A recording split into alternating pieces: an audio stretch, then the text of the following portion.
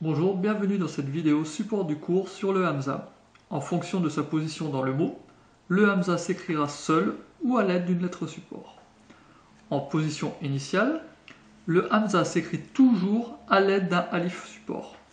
Vous avez l'exemple akala, le verbe manger. Vous voyez que le hamza est sur le alif support. En position médiane, l'écriture du hamza va dépendre de sa vocalisation.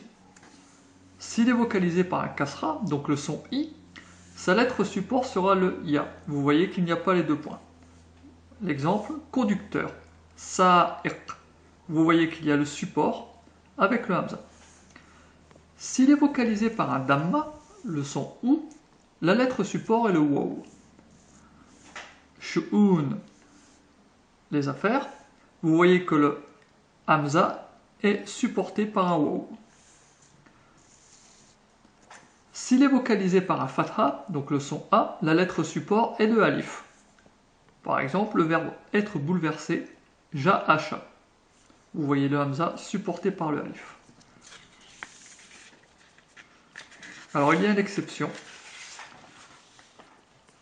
En position médiane, lorsque le hamza est précédé d'une voyelle longue en fatha, donc avec la vocalisation A, il s'écrit sans alif support.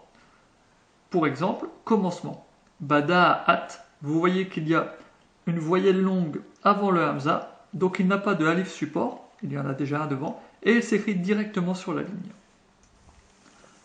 En position finale, le hamza s'écrit sans lettre support s'il est précédé d'un soukoun ou d'une voyelle longue. Dans le premier exemple, une chose, shay'un, vous voyez que le hamza est précédé d'un soukoun, donc il s'écrit sur la ligne. Al-ma, l'eau, vous voyez que le hamza est précédé d'une longue, donc il s'écrit aussi sur la ligne.